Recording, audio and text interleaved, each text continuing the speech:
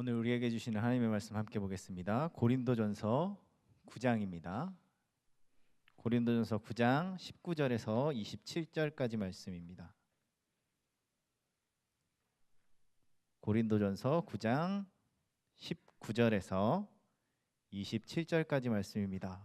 페이지로는 273페이지, 그 앞뒤로 있을 것 같습니다.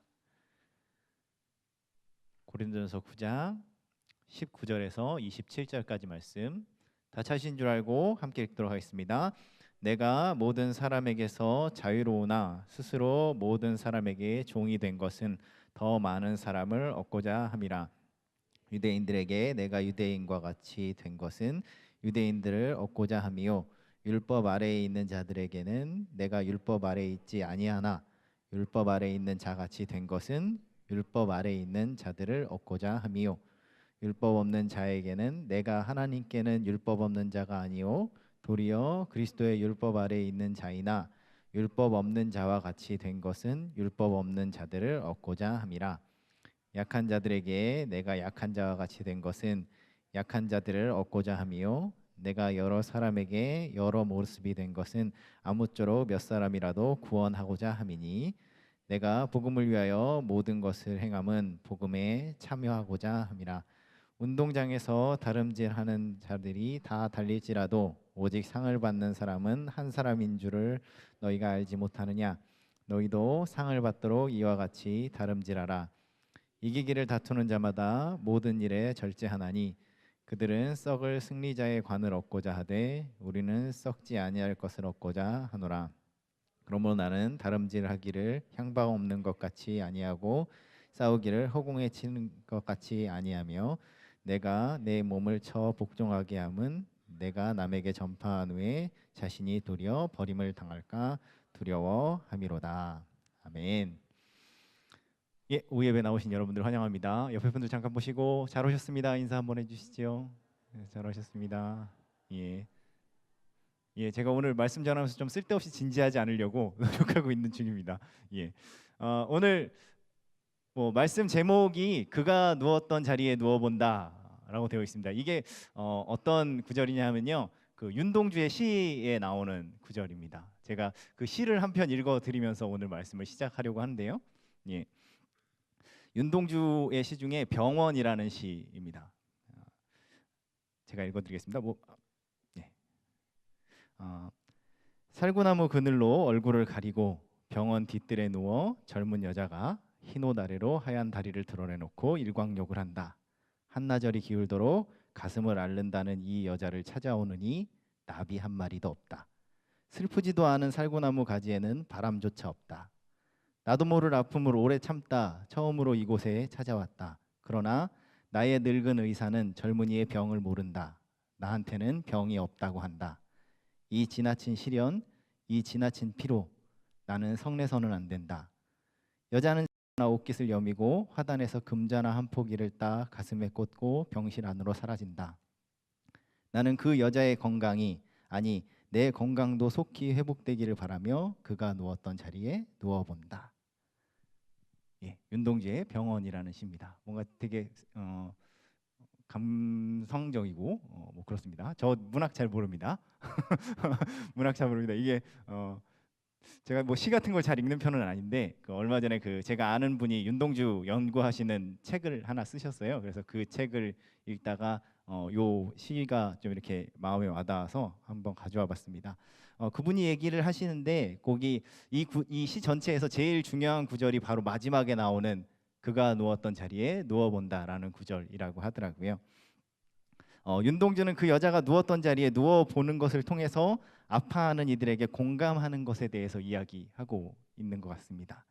지나친 시련과 피로로 분명히 아파서 주인공이 병원에 왔는데 이 늙은 의사는 이 젊은 사람이 병이 없다고 얘기를 합니다. 이것은 마치 그 사람의 마음, 아픈 마음에 공감하지 못하는 세상을 보여주고 있는 것 같습니다. 윤동주는 자신이 여자가 누웠던 곳에 누워봄을 통해서 여자의 아픔이, 그리고 그와 같이 공감해줄 이가 없어서 치유되지 못하는 자신의 시련과 고통도 함께 회복되기를 바라고 있는 것 같습니다. 오늘 말씀에서 바울이 다양한 환경 속에서 하나님의 복음을 전해야 했던 자신의 상황을 설명하고 있습니다. 그런데 여기서 설명되는 바울의 모습은 조금 자기 모순적, 그냥 읽다 보면 이렇다는 거야 저렇다는 거야 라는 생각이 드는 그런 이야기입니다. 왜냐하면 율법 아래에 있는 자들에게는 율법 아래에 있는 자처럼, 그런데 반대로 율법이 없는 자들에게는 율법이 없는 자처럼 되었다라고 이야기를 합니다. 하지만 이런 바울의 표현은 일관성이 없는 게 아니라 다양한 환경 속에서 그들과 공감하려고 했던 바울의 노력을 보여주고 있습니다. 바울은 무엇을 어떻게 노력했고 그것을 통해서 우리가 무엇을 배울 수 있을지에 대한 이야기를 오늘 함께 나눠보려고 합니다. 바울은 처음으로 자기가 율법 아래에 있는 자들에게는 율법 아래에 있는 자처럼 됐다라고 이야기를 합니다. 그렇게 살았다거나 그런 척을 했다고 말하지 않고요, 혹은 그렇게 생각해 보았다라던가 이런 이야기를 하지 않고 바울은 그렇게 되었다라고 이야기를 합니다. 내가 율법 아래에 있는 자처럼 되었다. 어떻게 그렇게 되겠습니까? 유대인이 이방인이 되겠습니까? 아니면 남자가 여자가 되겠습니까? 이건 안 되는 거지요. 바울이 만약에 그렇게 얘기를 했다면 이건 거짓말입니다. 그럼 우리는 어떻게 다른 사람이 될 수 있는가에 대한 이야기를 하는 것입니다. 우리가 흔히 누군가의 입장에서 생각해 볼 때 그 사람이 되어본다라는 말을 씁니다. 여기서 바울이 말하는 어떠어떠하게 되었다라는 말이 바로 이 누구누구가 되어본다라는 말과 통하는 의미입니다. 흔히 입장 바꿔 생각해 본다던가 아니면 공감한다, 감정이입한다라는 말과도 같은 의미라고 할 수 있겠습니다. 사람에게 공감하는 것, 다른 사람의 입장이 되어보는 것, 바울의 인생은 바로 이렇게 누군가가 되어보는 것의 연속이었습니다. 먼저 바울이 율법 아래에 있는 사람들을 얻기 위해서 율법 아래에 있는 사람이 되어보았습니다. 비록 자신은 이미 그리스도를 통해서 율법으로부터 자유로워졌지만 그 생명을 얻기 위해서 다시 그 율법 아래로 들어갑니다. 자기가 무거워서 내려놓았던 그 짐을 다시 짊어지고 있는 것입니다. 왜 이런 수고를 하는 것일까요? 바울도 예전에는 율법 아래에 있었던 사람입니다. 그래서 그 아래서 누구보다 열심히 율법을 섬겼던, 율법을 지켰던 유대인이지요. 그럼 그 마음이 어떤지 이미 다 알지 않을까? 율법 아래에 있는 사람의 마음이 어떤지 이미 다 알고 있지 않을까? 굳이 다시 그 사람의 율법 아래에 있는 사람이 되어볼 필요가 있을까라는 생각이 들기도 합니다. 하지만 그가 그리스도를 만난 후에 그의 인생이 바뀌었습니다. 그의 삶이 새로워지고 그의 생각이 새로워졌습니다. 교회를 핍박하던 자가 자신의 핍박하던 그리스도를 전하는 자가 되었습니다. 속담 중에 그런 속담이 있습니다. 개구리가 올챙이 쪽 생각 못한다. 모든 개구리는 분명히 예전에는 올챙이였습니다. 올챙이가 아니었던 개구리가 있을까요? 없지요. 그런데 왜 이 속담은 계속 사람들 입에 전해 내려올까요?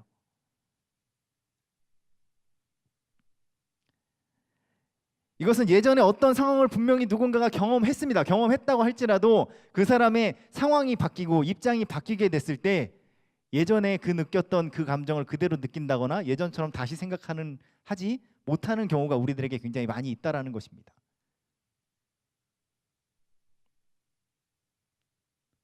이처럼 우리가 이전에 무언가를 경험해봤다고 해서 지금 우리가 그 상황을 이해한다라고 확신할 수는 없는 것이죠. 내가 예전에 그래 봤다고 해서, 나도 예전에 가난해 봤다고 해서 지금 그 가난한 사람의 마음을 내가 다 안다고 판단할 수는 없는 것입니다. 바울 서신엔 율법의 불충분함에 대해서 설명하는 본문이 많이 나옵니다. 율법으로는 구원을 얻을 수 없습니다. 그 확신을 누구보다 강하게 가지고 있었던 사람이 바로 바울입니다. 그가 율법에 열심이었던 만큼 율법으로부터 자유로워진 이후에 바울은 그 누구보다 율법에 대해서 비판적이었습니다. 그런 그가 아직도 율법 아래에 있는 사람들의 마음을 이해하는 것, 다시 이해하는 것이 우리가 생각하기에 예전에 율법 잘 지키던 사람이었으니까 그 마음 다 알지 않겠어라고 생각할지 모르지만 바울이 얘기하는 것은 내가 다시 그 율법 아래에 있는 사람처럼 되어 보아야 했다라는 것입니다.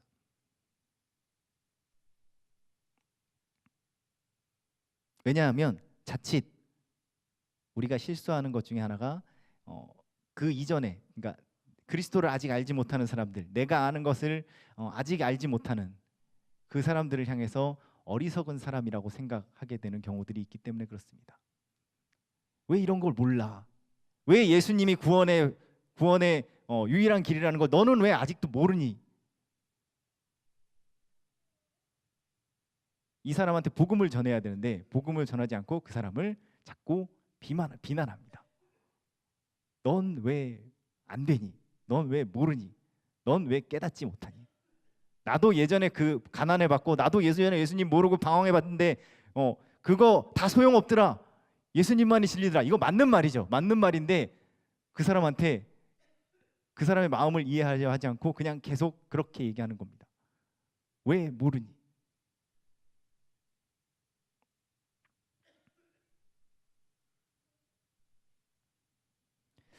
요즘 어른답지 못한 어른을 가리키는 말 중에 꼰대라는 게 있습니다. 그 꼰대들이 아랫사람을 훈계할 때 쓰는 말이 뭐냐면 내가 해봐서 아는데라는 말입니다. 그게 아니면 나 때는 말이야 라는 말로 시작하는 말을 하죠. 이게 그 꼰대의 입장 혹은 그 말을 하는 어떤 윗사람의 입장에서 보면 너 힘든 거 나도 예전에 겪어봤다라는 뜻입니다. 좋게 얘기하면 공감하려는 마음입니다. 내가 그 마음 알고 있다라는 말을 하려고 하는 건데 아랫사람들은 그렇게 듣질 않습니다. 왜냐하면 이 사람이 하는 말이 내 마음을 이해해주지 못하고 있다고 하기 때문에 그렇습니다. 네가 예전에 당신이 예전에 해봤다라는 그거를 지금 내 인생에 그대로 적용하지 못한다라는 걸 왜 모르는지, 왜 그때에 당신이 느꼈던, 당신이 가졌던 그 감정을 그냥 나에게 다 뒤집어 씌우려고 하는지 이해를 못하는 겁니다.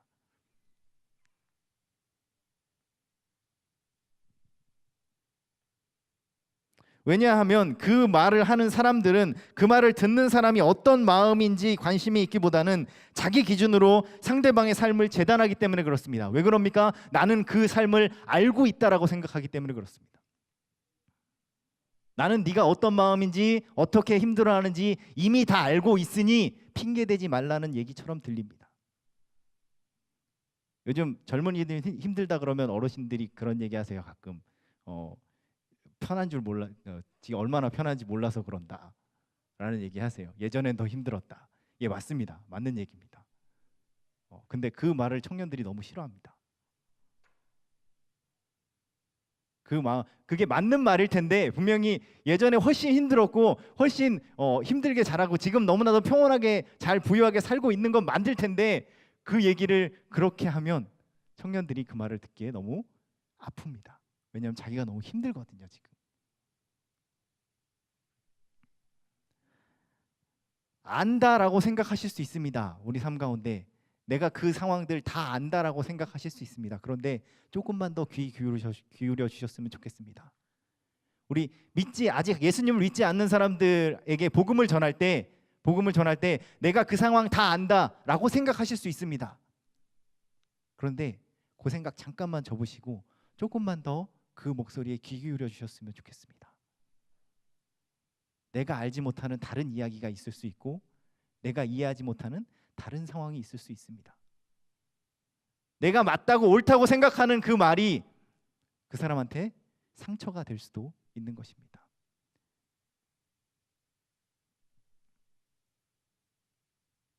옳은 말이라도 상대방에게 옳지 않은 말처럼 들리고 있다면 말하는 내가 듣는 사람을 충분히 배려하지 못하고 있는 것은 아닌지 생각해 보아야 합니다. 아무리 그것이 복음이라고 할지라도 그 복음이 옳은 것이라고 할지라도 그것을 전하는 우리가 듣는 사람을 충분히 배려하지 못하고 그 사람이 무엇이 필요한지 충분히 귀 기울이지 않는다라면 그것은 복된 소식이 아니라 고된 소식이 될지도 모릅니다. 그렇기 때문에 바울은 이미 안다고 말하지 않고 다시 율법 아래에 있는 자가 되어보려고 노력하는 것입니다.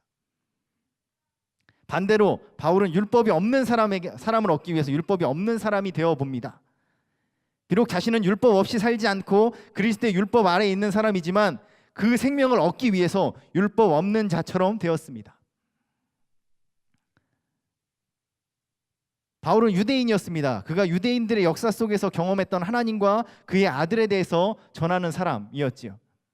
그런데 바울이 정작 복음을 전하는, 바울의 복음을 들어야 하는 사람들은 하나님이 누구인지, 아브라함이 누군지, 아담이 누군지 전혀 모르는 이방인들이었습니다.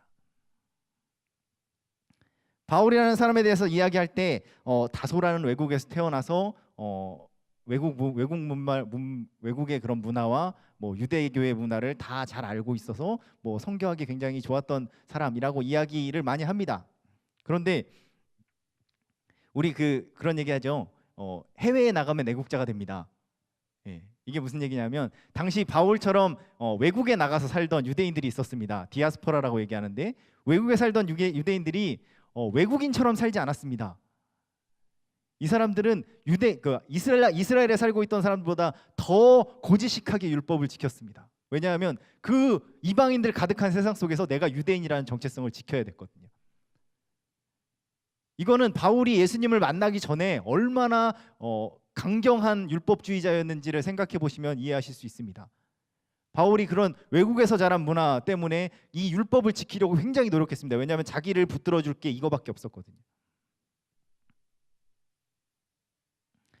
예수님을 만나고 율법으로부터 자유로워진 그리스도인들도 이미 자신에게 익숙해져 있던 습관까지 한 번에 버리지는 못했습니다.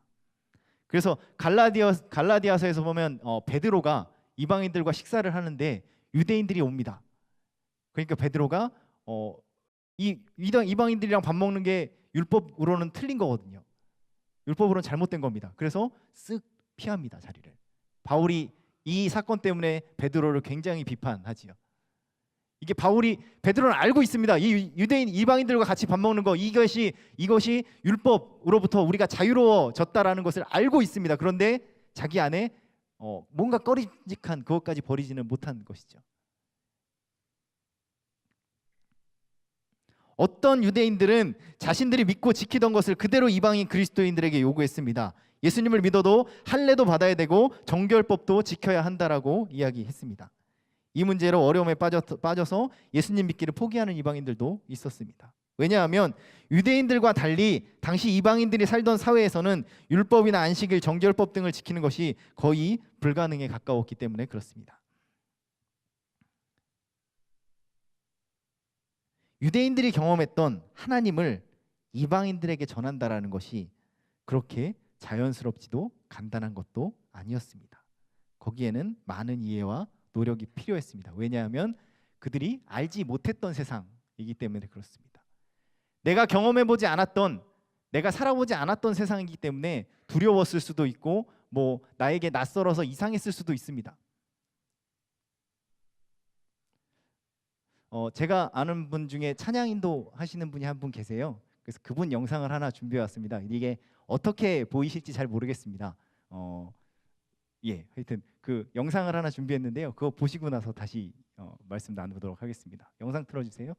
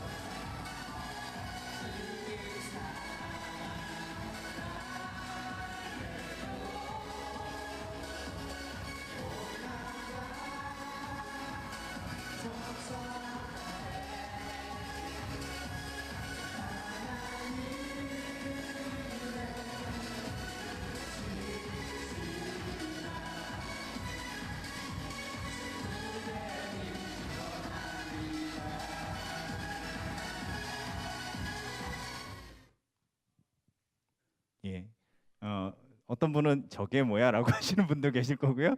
어떤 분은 찬양 좋다라고 얘기하시는 분도 계실 거고요. EDM입니다. EDM 찬양 인도를 하시는 진호라는 사역자분이시고요. 얼마 전에 2015년이죠. 2015년에 IVF 그 리더 수련회 가가지고 저 찬양을 하셨습니다. 저렇게 1시간 동안 찬양 인도를 하셨어요. 인터넷에 난리가 났습니다. 저게 예배냐 나이트냐. 물론 그렇게 생각 안 하시는 분들이 많이 있습니다. 근데 난리가 났었습니다. 그래서 막 그분이 굉장히 공격을 많이 받았어요. 그래가지고 하나님의 복음, 뭐 하나님의 예배를 뭐 세상과 바꿔 먹는 사람이다, 뭐 이런 비판도 들으시고 굉장히 많이 힘들어하셨습니다. 어쩌면 우리에게 낯선 문화일 수도 있습니다. 기계음으로 막 이렇게 만들고 조명 막 이렇게 사이키 돌아가고 막 이런 거 저희들에게 낯선 문화일 수도 있습니다. 근데 요즘 아이들은 음악을 이해할 때 멜로디나 화음으로 이해하지 않습니다. 오선지에 줄 그려가면서 콩나물 대가리 그려서 그렇게 이해하지 않습니다. 요즘 가요를 하는 가수들 보면 악보 볼 줄 모르는 가수들이 많아요. 작곡가들도 악보 볼 줄 모르는 작곡가들이 많습니다. 왜냐하면 그렇게 하지 않거든요. 요즘은 예전에는 작곡가가 멜로디를 씁니다. 이렇게 오선지에다가 멜로디를 그리고 이렇게 주면 그걸 편곡해 주는 사람이 따로 있습니다. 이렇게 막 뭐 드럼도 집어넣고 뭐도 집어넣고 해가지고 쿵짝쿵짝쿵짝 만들어내는 거죠. 근데 거기 뭐 아무리 뭐 편곡자가 열심히 해도 중요한 거는 멜로디를 쓰는 사람이었습니다. 그래서 멜로디가 좋아야죠. 그 사람이 돈을 많이 받았습니다. 근데 요즘은 멜로디는 그렇게 돈을 많이 못 받습니다. 어떤 사람이 돈을 많이 받냐면 비트 찍어주는 사람이 돈을 많이 받습니다. 쿵딱 쿵딱 아니면 구쿵탁 쿵쿵. 이걸 얼마나 세련되게 찍느냐에 따라서 그리고 여기에 어떤 코드를 쓰느냐, 어떤 코드를 써서 이 반주를 만들어내느냐가 이 곡이 얼마나 좋게 잘 팔리느냐 아니냐를 결정을 해주는 것이죠. 예전이랑 많이 다릅니다. 우리에겐 어쩌면 이렇게 뭐 교회에서 오선지에다가 화음 쌓고 이런 성가대 음악으로 음악을 공부하셨던 분들한테는 이상하게 들려질 수도 있습니다. 작곡을 하는데 악보를 볼 줄 몰라요. 근데 우리 아이들한테는 이게 일상입니다. 아이들은 노래를 배울 때 악보를 보고 배우지 않습니다. 예전에는 악보 밖에 이걸 전달해 줄 수 있는 수단이 없었습니다. 정확하게 전달해 주려면 악보에다 적어야 됐죠. 근데 지금은 그냥 유튜브에서 틀면 됩니다. 그럼 그거 듣고 배우는 겁니다. 이 아이들을 교회에다 앉혀놓고 오선지에 그려져 있는 그 악보를 주면서 노래 부르라고 합니다. 그 아이들, 이게 옳다라고 얘기하는 게 아닙니다. 이게 옳다라고 얘기하는 건 아니지만 우리가 그 아이들의 삶의 상황에 대해서 이해하고 있는지 한번 돌아볼 필요가 있습니다. 예전에 지금 30대 40대 대신 우리 집사님들 청소년 때는 교회에서 막 드럼 치고 뭐 이러는 거 가지고 어른들이 뭐라고 한 적이 있습니다. 예. 근데 그때는 우리가 듣는 세상 음악도 드럼 치고 했습니다. 드럼 치고 기타 치고 했습니다. 근데 지금 어떤 세상 음악도 드럼 치고 기타 치지 않습니다. 아이들이 드럼 치고 기타 치는 음악을 들으면서 잘하지 않습니다. 피아노 치는 음악을 들으면서 잘하지 않아요. 아이들은 쿵쿵쿵쿵 하는 비트 찍는 음악을 들으면서 잘합니다. 근데 교회에서는 아직도 기타 치고 피아노 칩니다. 그게 옳다란 얘기를 하는 게 아닙니다. 우리가 그 목소리에 얼마나 귀 기울였는지 이야기하는 것입니다. 우리에게 낯선 문화라서 우리가 잘 모르는 거라서 무서울 수 있습니다. 두려울 수 있습니다. 이러다가 하나님의 복음을 놓쳐버리는 거 아닌가라고 생각할 수 있습니다. 그런데 그 전에 한 번만 더 그 아이들이 어떻게 살아가고 있는지 돌아보셨으면 좋겠습니다. 내 주변에 세상의 사람들이 어떻게 살아가고 있는지 조금만 더 귀 기울여 주셨으면 좋겠습니다. 우리가 다른 사람이 되어본다라는 거, 이처럼 나에게 불편한 환경과 상황을 포용하는 것을 의미합니다. 이런 문화 하나를 포용하느냐 마느냐의 문제가 아니라, 그리고 또 이게 옳다고 주장하려는 것이 아니라, 적어도 우리가 그들을 사랑한다면 그들의 상황에, 그들의 환경에 귀 기울이는 노력이 있어야 한다는 것입니다. 그들이 들을 수 있고 이해할 수 있는 언어로 얘기해 줘야 됩니다. 하나님이 뭔지 아무도 모르는 사람한테 가가지고 방언이 어떠네, 뭐 주의 은혜가 어떠네, 십자가의 보혈이 어떠네 이렇게 얘기해서는 그 사람은 뭔 말인지 아무것도 모릅니다. 그 사람들이 알아들을 수 있는 언어로 얘기해 줄 필요가 있습니다. 총출석주일 우리 지금 하고 있는데, 같은 집에 살고 있지만 내 자녀들과 내가, 혹은 내 남편과 내가 너무 다른 문화의 다른 삶 속에서 살고 있지 않은지 한번 생각해 보실 필요가 있습니다. 내가 하는 말이 무슨 말인지 못 알아듣고 있을 수 있습니다. 외계어처럼 들릴 수도 있어요. 요즘 아이들 뭐 급식체라 그래가지고 오지고 지렸다 뭐 쿵쿵따리 쿵쿵따 뭐 이런 거 하는데요. 어른들이 못 알아듣죠. 어른들이 하는 말 애들이 못 알아듣습니다. 조금만 더 그 사람들이 알아들을 수 있는 말로 복음을 전해 주었으면 좋겠습니다. 사실 율법 아래 있는 자처럼 되는 것과 율법 없는 자처럼 되는 두 가지 바울의 행동은 결국 하나의 마음입니다. 바울에게 있어서 그 사람이 된다라는 것은 바로 자신들의 권리와 가치관을 내려놓는 것을 의미합니다. 내가 옳다고 생각하는 것, 내가 당연하다고 생각하는 것이 저 사람에게 어떻게 느껴지는지 그의 입장에서 이해하려고 노력하는 것입니다. 안다고 생각하는 것, 그리고 낯선 것에 대한 두려움을 던져버리고 그가 누웠던 자리에 누워 보아야 합니다. 그의 환심을 얻기 위해서가 아니라 그를 사랑하기 때문에 그렇게 해야 하는 것이죠. 24절부터 나오는 말씀에서 바울은 운동선수의 예를 들고 있습니다. 운동장에서 달리기를 하는 사람들의 모습을 통해서 우리가 누군가가 되려고 할 때 어떻게 해야 되는지를 보여주고 있습니다. 운동장에 있는 사람들이 모두 달리기를 하지만 상을 얻는 사람은 한 사람입니다. 그런데 우리가 이 말씀을 읽을 때 절제라는 단어에 좀 과하게 집착하시는 경우가 있습니다. 그래서 우리가 상을 얻기 위해서 뭐 하고 싶은 거 참아야 되고 뭐 예배 나오기 싫어도 나와야 되고 뭐 이런 것들, 뭔가를 자꾸 절제하는 것에 대해서 이야기하는데 고린도 교인들을 향해서 바울은 너희들은 절제하라고 이야기하지 않습니다. 오늘 말씀해 보시면 바울이 고린도인들에게 요구하는 건 절제하라는 것이 아닙니다. 바울이 얘기하고 있는 건 내 몸을 쳐서 복종하는 것에 대해서 얘기하고 있습니다. 이 두 가지가 뭐가 다른지 애매합니다. 같은 얘기 아닌가요? 라고 생각하실 수 있습니다. 그런데 몸을 쳐서 복종하는 것은 그 앞의 이야기와 연결됩니다. 우리의 어떤 감정적인 것이나 생리적인 것을 참는 것과는 조금 다른 이야기입니다. 그럼 자기를 쳐서 복종한다라는 말이 무슨 의미일까? 그 해답을 우리는 빌립보서의 말씀에서 찾아볼 수 있습니다. 제가 읽어드리겠습니다. 빌립보서 2장 말씀입니다. 그는 근본 하나님의 본체시나 하나님과 동등됨을 취할 것으로 여기지 아니하시고 오히려 자기를 비워 종의 형체를 가지사 사람들과 같이 되셨고 사람의 모양으로 나타나사 자기를 낮추시고 죽기까지 복종하셨다라고 이야기합니다. 바울이 말하는 자기를 쳐서 복종시키는 것은 바로 그리스도가 하셨던 복종과 같은 의미입니다. 자기를 비워서 종의 형체를 가지는 것이 바로 그리스도의 역사였습니다. 예수님은 우리 세계에 오셔서 우리처럼 되셨습니다. 그는 영혼 가운데 계시는 분이시지만 자신을 낮춰 시간의 한계 속으로 들어오셨습니다. 그는 무소부재하신 분이시지만 자기를 낮춰 공간의 한계 속으로 들어오셨습니다.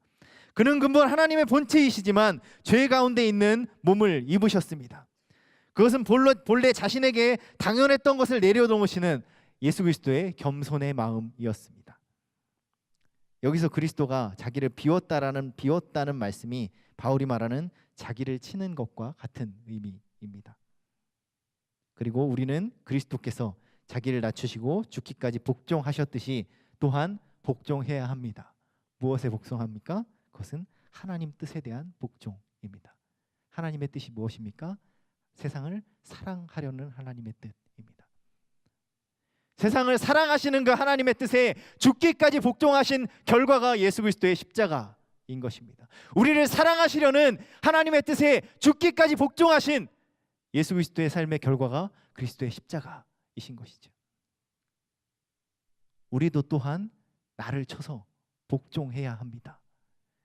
내가 옳다고 생각하는 것, 내가 당연하다고 생각하는 것, 내가 안다고 생각하는 내 자신을 쳐서 이 사람을, 내 옆에 있는 내 가족을 사랑하시려는 하나님의 그 사랑에 복종해야 하는 것입니다.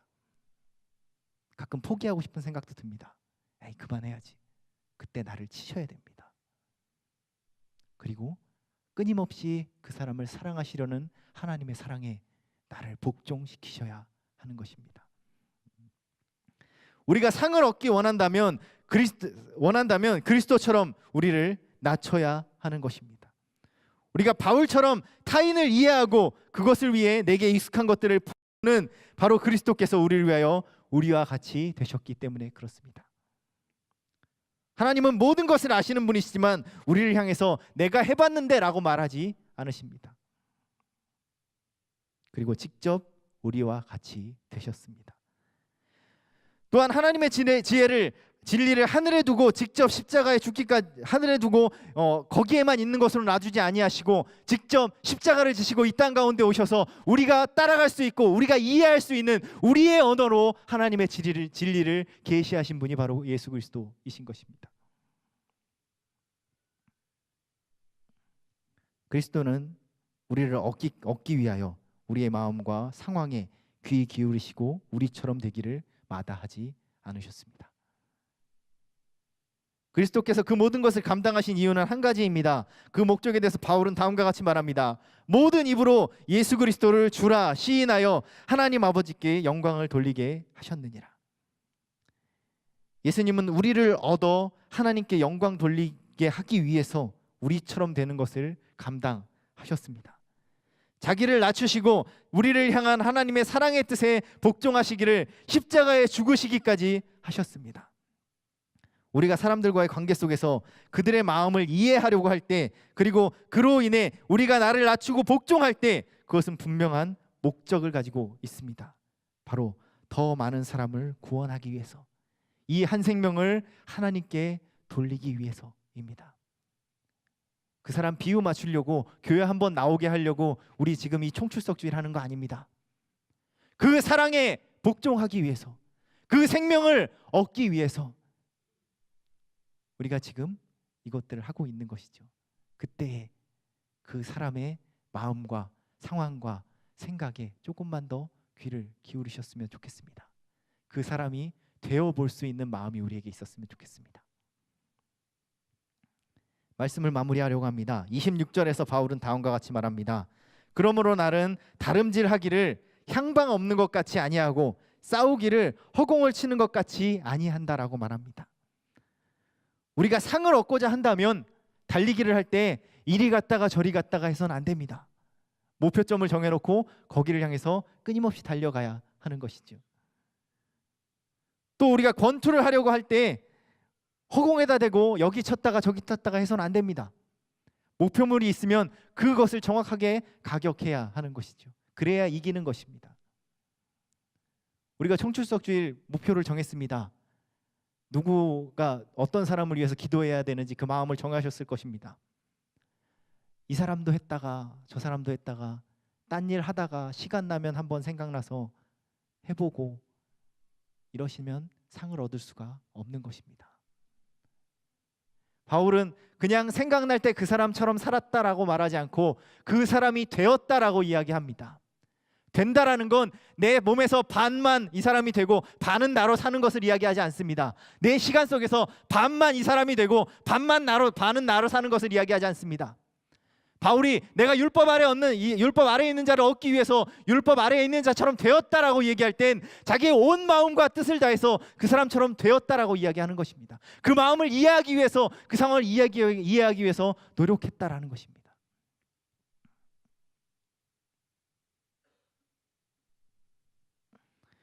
윤동주의 시에 나오는 처음에 읽었던 그 주인공처럼 상대방의 회복을 위해서 그가 누웠던 자리에 누워보실 수 있는 성도님들 되셨으면 좋겠습니다. 전한 후에 도리어 버림을 당하지 않도록 또한 나의 회복을 위해서라도 그가 누웠던 자리에 누워보시기 바랍니다. 하나님의 사랑에 복종하지 못하고 내가 옳다 내가 맞다라고 생각하는 내 마음대로 살려는 그 삶에서 조금 벗어나서 하나님이 그 사람을 어떻게 생각하시는지, 그 사람이 하나님 앞에 어떤 것들을 필요로 하는지 귀 기울여 보실 수 있는 우리 성도님들의 삶이 되시기를 바랍니다. 총추수석주일 이제 다음 주입니다. 한 생명을 얻기 위해서 그리스도처럼 자신의 몸을 낮추어 하나님의 사랑의 뜻에 복종하시는 임마누엘 교회 성도님들 되시기를 기도합니다. 기도하겠습니다.